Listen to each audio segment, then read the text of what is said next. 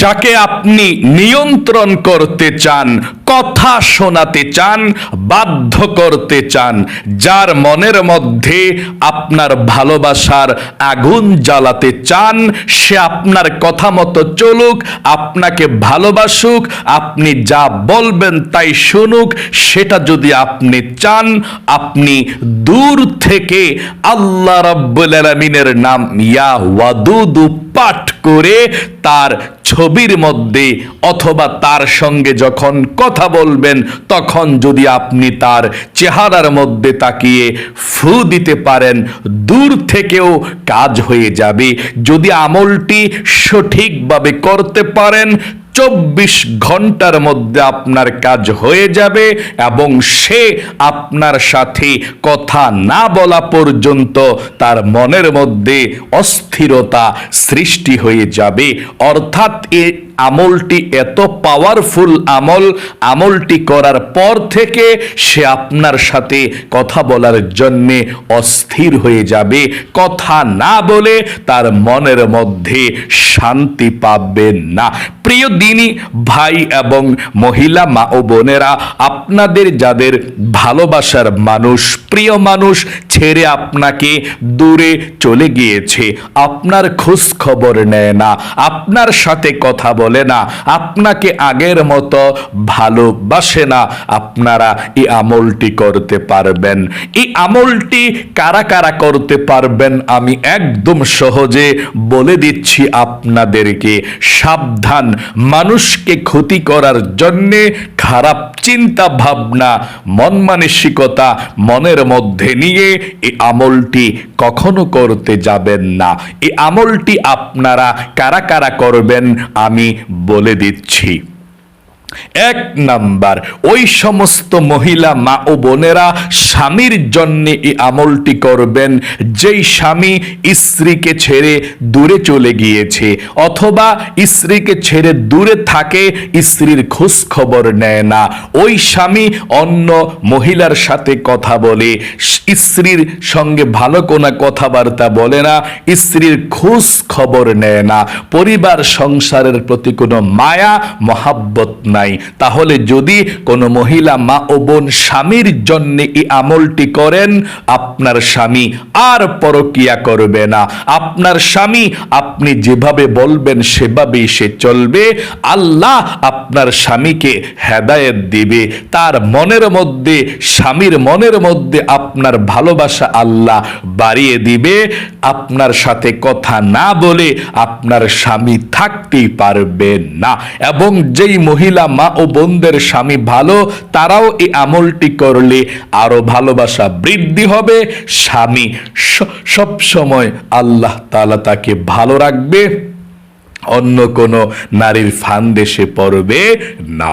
2 number, যারা বিবাহের উদ্দেশ্যে আমলটি করতে চান, যে আপনি কাউকে পছন্দ করেন, আপনি বিবাহ করতে চাচ্ছেন তাকে, কিন্তু সে আপনাকে পছন্দ করে না, বিবাহের মধ্যে রাজি হয় না, আপনাদের বিবাহটা হচ্ছে না, আপনি খুব সমস্যায় আছেন, কষ্টে আছেন, আপনি হালালভাবে তাকে নিজের করতে চাচ্ছেন কিন্তু সে রাজি না, যদি আপনি এই আমলটি করেন ইনশাআল্লাহ সে বিবাহতে রাজি হয়ে যাবে, আপনার কথা সে কখনো ফালাবে না ইনশাআল্লাহ। তাহলে বিবাহের উদ্দেশ্য যদি আপনার মনের মধ্যে থাকে তাহলে এই আমলটি আপনি করবেন ইনশাআল্লাহ।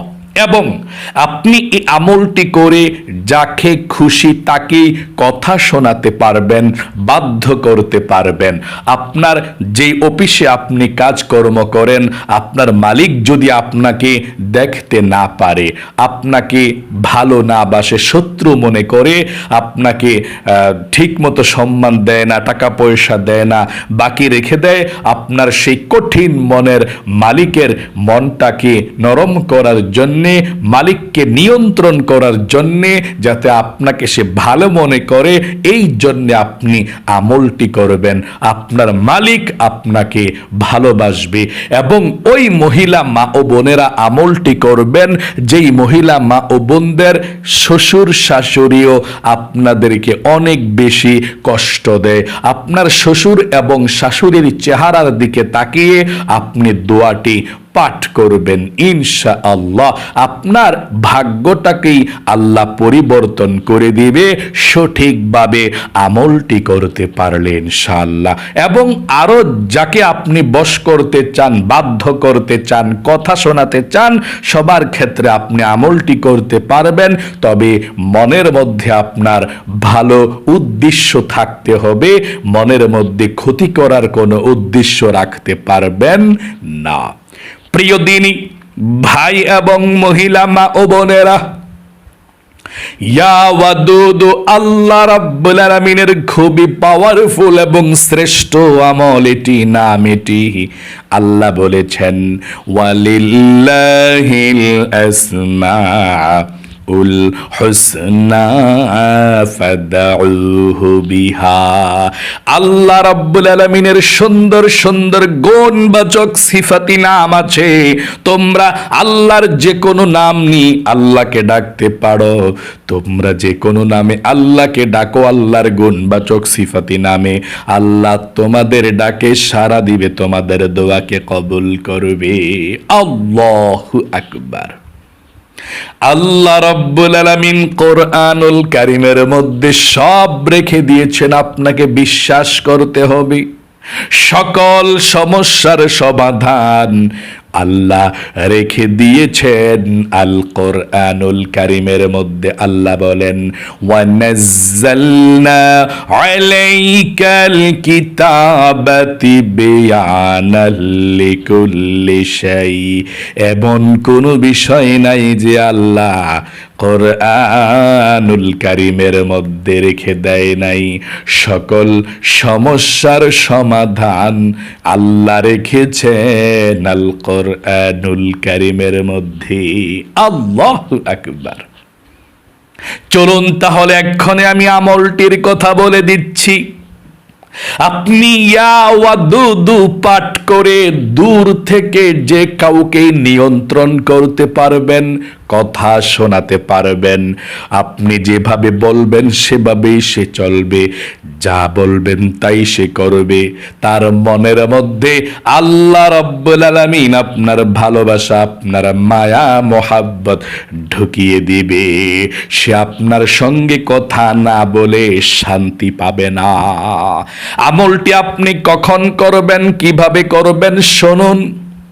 আমলটি আপনি রাতের বেলা নিরিবিলি সময় করবেন। রাতে এশার নামাজের পর থেকে ফজরের নামাজের আগ পর্যন্ত, আজানের যে কোনো সময় রাতের বেলা আপনি করতে পারেন। এশারের নামাজের পরেও করতে পারেন, ঘুমানোর পরেও করতে পারেন। যদি রাতের বেলা সুযোগ না পান তাহলে দিনে জোহরের নামাজের পরেও আপনি আমলটি করতে পারেন, অথবা সকাল 7টা, 8টা, 9টা, 10টা বাজেও আমলটি করতে পারেন, অথবা 11টা বাজেও আমলটি করতে পারেন। রাতে অথবা দিনে যখনই আপনি আমলটি করবেন, সর্বপ্রথম পবিত্রতা অর্জন করবেন। আমার মহিলা মা ও বোনেরা, যখন পিরিয়ড অবস্থায় থাকবেন তখন আমলটি করবেন না। আপনি এই আমলটি করবেন যখন আপনি পবিত্রতা অর্জন করবেন, তখনই আপনি আমলটি করবেন।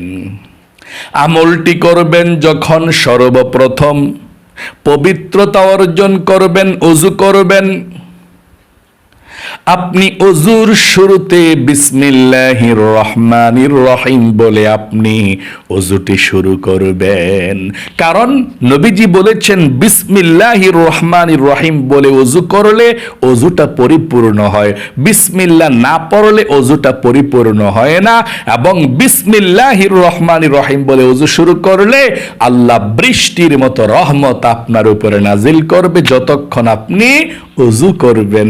আল্লাহু আকবার। এবং আপনি বিসমিল্লাহ বলে ওযু করলে আপনার গুনাহগুলো ওযুর পানির সঙ্গে ঝরে ঝরে ক্ষমা হয়ে যাবে। আল্লাহু আকবার। এই জন্য ওযুর শুরুতে আপনি পাঠ করবেন, আমার সঙ্গে পড়ুন, বিসমিল্লাহির রাহমানির রহিম। আপনি এভাবে বিসমিল্লাহির রহমানির রহিম বলে ওযুটা শুরু করবেন। ভালোভাবে আপনি ওযু করবেন। ওযুর শেষে একবার কালিমায়ে শাহাদাত পাঠ করবেন। আল্লাহর নবীজি বলেছেন, ওযু করার পর যদি আপনি কালিমায়ে শাহাদাত পাঠ করতে পারেন, আল্লাহ রাব্বুল আলামিন আপনার জন্য 8 জান্নাতের দরজা খুলে দিবে। আপনি যে কোনো জান্নাতের দরজা দিয়ে যে কোনো জান্নাতে প্রবেশ করতে পারবেন। আল্লাহু আকবার। 8 জান্নাতের দরজা আপনার সামনে উন্মুক্ত করে দেওয়া হবে। আমার সঙ্গে একটিবার পড়ুন কালিমায়ে শাহাদাতরা কিভাবে আপনি পাঠ করবেন, পড়ুন আমার সঙ্গে একটিবার। আশহাদু আল্লা ইলাহা ইল্লাল্লাহু ওয়াহদাহু লা শারীকা লাহু ওয়া আশহাদু আন্না মুহাম্মাদান আবদুহু ওয়া রাসূলুহু। এভাবে আপনি ওযু করার পরে কালিমায়ে শাহাদাতটা পাঠ করবেন। ওযু করার পরে কালিমায়ে শাহাদাতটা পাঠ করার পরে আপনি পবিত্র একটি জায়গার মধ্যে বসে যাবেন আমলটি করার জন্যে। আপনি পবিত্র সেই জায়গার মধ্যে বসে কারোর সঙ্গে কথা বলবেন না। যখন আপনি আমলটি করবেন, আপনার মনোযোগ নষ্ট হয়ে যেতে পারে। আপনি পবিত্র একটি জায়গার মধ্যে বসে যাবেন আমলটি করার জন্যে।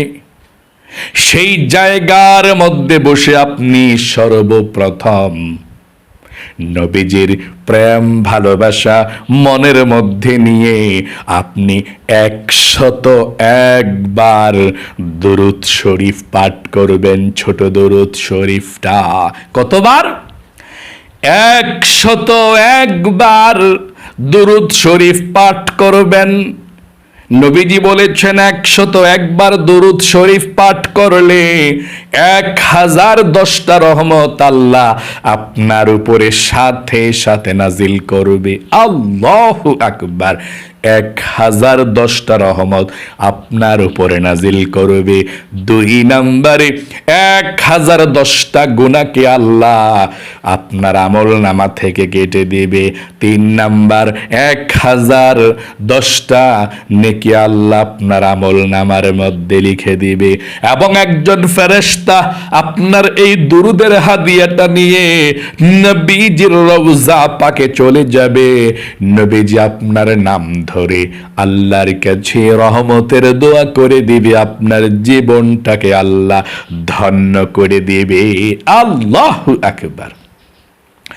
এই জন্য আপনি ওযু করার পরে সর্বপ্রথম পবিত্র জায়গার মধ্যে বসে 101 বার দুরূদ শরীফ পাঠ করবেন। কোন দুরূদ শরীফটা পাঠ করবেন আমার সঙ্গে সহি শুদ্ধভাবে পড়ুন। দুরূদ শরীফটা সাল্লাল্লাহু আলাইহি ওয়াসাল্লাম, সাল্লাল্লাহু আলাইহি ওয়াসাল্লাম। আবারও বলুন আমার সঙ্গে, সাল্লাল্লাহু আলাইহি ওয়াসাল্লাম, সাল্লাল্লাহু আলাইহি ওয়াসাল্লাম। এভাবে প্রথমে 101 বার দুরূদ শরীফটি পাঠ করবেন। তারপরে 101 বার 2 নম্বরে ইস্তিগফারের ছোট দোয়াটি পাঠ করবেন। এতটুকু পড়লে চলবে। আস্তাগফিরুল্লাহ এক শ্বাসে একবার পড়বেন, আস্তাগফিরুল্লাহ আস্তাগফিরুল্লাহ আস্তাগফিরুল্লাহ আস্তাগফিরুল্লাহ। কত সহজ আমল, সবাই করতে পারবেন ইনশাআল্লাহ। আপনি 101 বার ইস্তিগফারের দোয়াটি পাঠ করবেন, আস্তাগফিরুল্লাহ আস্তাগফিরুল্লাহ। আল্লাহ রাব্বুল আলামিন বলেছেন, আপনি ইস্তিগফারের দোয়াটি 101 বার পাঠ করলে আল্লাহ আপনাকে প্রথমত জীবনের সমস্ত গুনাহগুলো ক্ষমা করে দিবে। 1 নম্বরে আপনাকে শিশুর মতো নিষ্পাপ করে দিবে। 2 নম্বরে আল্লাহ আপনার অভাব অনটন গুলোকে দূর করে দিবে, রিজিক দিবে, ধন সম্পদ দিবে। 3 নম্বরে আল্লাহ আপনাকে নেক সন্তান দান করবে। 4 নম্বরে আপনাকে আল্লাহ জান্নাতে প্রবেশ করাবে। 5 নম্বরে জান্নাতের নহর থেকে আপনাকে শরবত পান করাবে। 101 বার ইস্তিগফার পাঠ করবেন। এতটুকু পাঠ করবেন, আস্তাগফিরুল্লাহ আস্তাগফিরুল্লাহ আস্তাগফিরুল্লাহ। 101 বার পাঠ করতে গিয়ে যদি বেশি হয়ে যায় কোনো সমস্যা নেই, কম যাতে না হয় এই সংখ্যাটা। তাহলে 2 নম্বরে ইস্তিগফার পাঠ করবেন 101 বার। 3 নম্বরে আপনি আল্লাহ রাব্বুল আলামিনের নাম ইয়া ওয়াদুদ 101 বার পাঠ করবেন। আল্লাহর এই নামটি 101 বার পাঠ করে আপনার স্বামী যদি কাছে থাকে, অথবা শ্বশুর শাশুড়ি, অথবা যাকে আপনি বাধ্য করতে চাচ্ছেন সে যদি কাছে থাকে, তার চেহারার দিকে পাঠ করার পরে তার চেহারার দিকে তাকিয়ে দূর থেকে একটা ফু দিবেন। আর আপনার স্বামী যদি বিদেশে বিরাজ্যে থাকে, দূরে থাকে, কাছে নাই, অথবা আপনি যাকে বিবাহ করতে চাচ্ছেন সে দূরে কাছে নাই, তাহলে তার ছবি যদি থাকে ছবির মধ্যে আপনি একটি ফু দিবেন। অথবা ছবিও যদি না থাকে, চোখগুলো বন্ধ করে তার চেহারাটাকে কল্পনা করে চেহারার মধ্যে একটা ফু দিবেন এভাবে। তাহলে আশা করি বুঝতে পেরেছেন কিভাবে আমলটি করবেন। চেহারার মধ্যে ফু দেওয়ার পরে, বাস্তবে থাকলে সরাসরি, না হয় মোবাইলের মধ্যে, না হয় ছবি না থাকলে চোখ বন্ধ করে চেহারাটা কল্পনা করে চেহারার মধ্যে ফু দিবেন। 4 নম্বরে তারপর চোখগুলো খুলে 4 নম্বরে আপনি প্রথমের মতো আবারও 100 বার দুরূদ শরীফ পাঠ করবেন। দূরে চলে এসে 100 বার একবার দুরূদ শরীফ পড়বেন, সাল্লাল্লাহু আলাইহি ওয়াসাল্লাম সাল্লাল্লাহু আলাইহি ওয়াসাল্লাম। এভাবে 101 বার দুরূদ শরীফ পাঠ করবেন। তারপরে আপনি আল্লাহ রাব্বুল আলামিনের কাছে মুনাজাত করবেন, আল্লাহুম্মা আমিন বলে মুনাজাত করে আল্লাহ রাব্বুল আলামিনের এই নামটি ধরে 3 বার ডাক দিবেন, ইয়া যাল জালালি ওয়াল ইকরাম ইয়া যাল জালালি ওয়াল ইকরাম ইয়া যাল জালালি ওয়াল ইকরাম। আল্লাহর এই নামটি ধরে 3 বার পাঠ করার পরে ডাক দেওয়ার পরে আল্লাহকে আল্লাহর এই নামটাও মুনাজাতের মধ্যে 3 বার পাঠ করবেন। ইয়া ওয়াদুদ ইয়া ওয়াদুদ ইয়া ওয়াদুদ ইয়া ওয়াদুদ ইয়া ওয়াদুদ। তারপরে আল্লাহর কাছে আপনি প্রাণ খুলে দোয়া করবেন ইনশাআল্লাহ। যার জন্য আমলটি করেছেন তার জন্য আল্লাহর কাছে দোয়া করবেন। আশা করি বুঝতে পেরেছেন যে আল্লাহ তাকে তুমি আমার করে দাও, তার মনের মধ্যে আমার ভালোবাসা তৈরি করে দাও। আপনারা যেই আল্লাহর নামটি পাঠ করবেন 101 বার, সে নামটি হচ্ছে, আমার সঙ্গে সহি শুদ্ধভাবে নামটি পড়ুন, ইয়া ওয়াদুদ ইয়া ওয়াদুদু, ইয়া ওয়াদুদু, ইয়া ওয়াদুদু, ইয়া ওয়াদুদু, ইয়া ওয়াদুদু। আপনি 101 বার পাঠ করবেন যেভাবে বলেছি। এই আমলটি আপনি যখনই করবেন, রাতে করেন অথবা দিনে করেন, এক সময় আপনি আমলটি একাদারসে 11 দিন আমলটি করবেন। প্রথম দিন আমলটি করলেই তার মনের মধ্যে জানা হয়ে যাবে, তার মনের মধ্যে আপনার কথা জাগ্রত হবে, হালকা জাগ্রত হবে মনের মধ্যে। দ্বিতীয় দিন আমলটি করলে তার মনের মধ্যে একটু বেশি আপনার কথা জাগ্রত হবে, মনে পড়বে। তৃতীয় দিন আমলটি করলে সে আপনার কথা একটু বেশি বেশি মনে করবে। তারপর আমলটি যখন আপনি 11 দিন করবেন, আপনার সঙ্গে আর কথা বলা ছাড়া সে থাকতে পারবে না, অস্থির হয়ে যাবে আপনার সঙ্গে কথা বলার জন্যে। তাহলে প্রিয় দিনী ভাই এবং মহিলা মা ও বোনেরা, আশা করি একদম সহজে আপনারা আমলটি শিখতে পেরেছেন। এই আমলটি করার জন্য আমি অনুমতি আপনাদেরকে দেব। আপনারা যারা যারা মুনাজাতের মধ্যে অংশগ্রহণ করবেন তারা আমলটি করার অনুমতি পেয়ে যাবেন।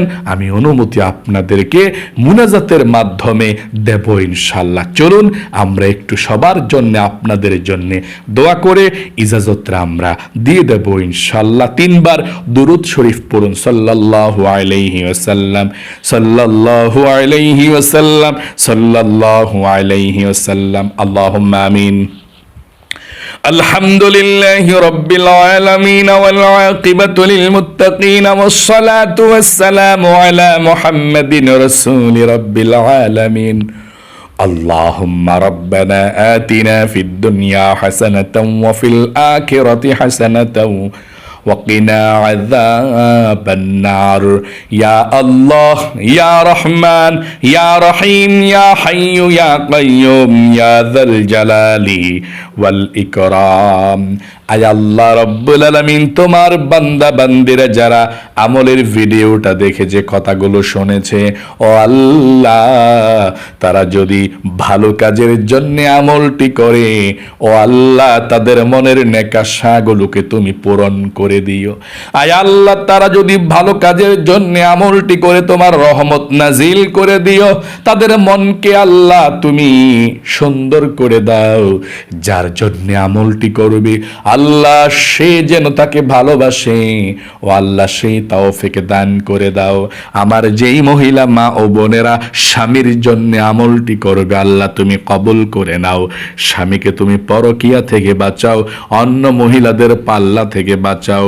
স্ত্রীর দিকে মনোযোগ বাড়িয়ে দেওয়ার তৌফিক দাও। ফ্যামিলির প্রতি যাতে মনোযোগী হয় সেই তৌফিক দান করে দাও।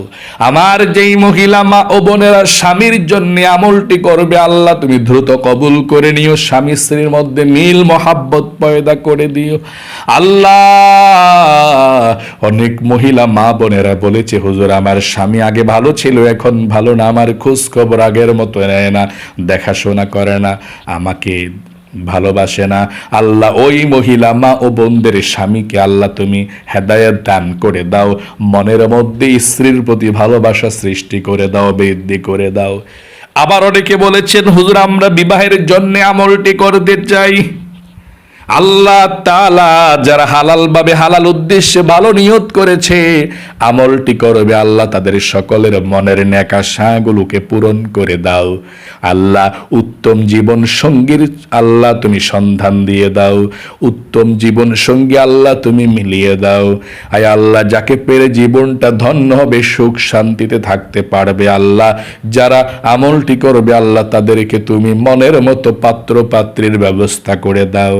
আয় আল্লাহ রাব্বুল আলামিন যারা শত্রুর জন্য আমলটি করবে, অথবা যে কোনো মালিকের জন্য, অথবা শ্বশুর শাশুড়ি কষ্ট দেয় স্ত্রীকে, মানে বউকে ঘরের, আল্লাহ ওই শ্বশুর শাশুড়িকে তুমি হেদায়াত দাও, অফিসের বসকেও তুমি হেদায়াত দাও। আল্লাহ যে যে নিয়তে ভালো নিয়তে আমলটি করবে আল্লাহ সবার মনের নেক আশাকে তুমি পূরণ করে দাও, সবার মনের ব্যথাগুলোকে তুমি দূর করে দাও। নবীজির উসিলায় দোয়াকে কবুল করে নেওয়া। আখিরি তামান্না ওয়াজআল কালিমাতুনা ইনদাল মাউতি লা ইলাহা ইল্লাল্লাহু মুহাম্মাদুর রাসূলুল্লাহ সাল্লাল্লাহু আলাইহি ওয়াসাল্লাম। প্রিয় দিনী ভাই এবং মহিলা মা ও বোনেরা, আপনারা যারা যারা আমলটি শিখেছেন, মোনাজাতে অংশগ্রহণ করেছেন, আল্লাহ আপনাদেরকে ভালো রাখুক, সুস্থ রাখুক, আপনাদের মনের নেক আশাকে আল্লাহ পূরণ করুক। লক্ষ লক্ষ কোটি কোটি টাকার মালিক আল্লাহ আপনাদেরকে বানিয়ে দিক, যাতে করে দুই হাতে গরিব অসহায়দেরকে দান করতে পারেন, মসজিদ মাদ্রাসা বানাতে পারেন। সকলে কমেন্ট বক্সের মধ্যে আমিন লিখে দোয়াতে অংশগ্রহণ করবেন এবং ভিডিওতে একটি লাইক দিবেন। যারা কমেন্ট বক্সের মধ্যে আমিন লিখে দোয়াতে অংশগ্রহণ করেছেন এবং ভিডিওতে একটি লাইক দিয়েছেন, আল্লাহ তাদেরকে তুমি কবুল করো, মঞ্জুর করো। জীবনে একবার হইলেও মক্কা মদিনায় যাওয়ার তৌফিক দান করে দিও, আমিন। আজ এ পর্যন্তই, আবারও অন্য কোনো ভিডিওতে দেখা হবে ইনশাআল্লাহ। সেই পর্যন্ত আপনাদের সকলের সুস্বাস্থ্য আল্লাহর কাছে কামনা করে আজ এখানেই বিদায় নিচ্ছি। আসসালামু আলাইকুম ওয়া রাহমাতুল্লাহি ওয়া বারাকাতুহু।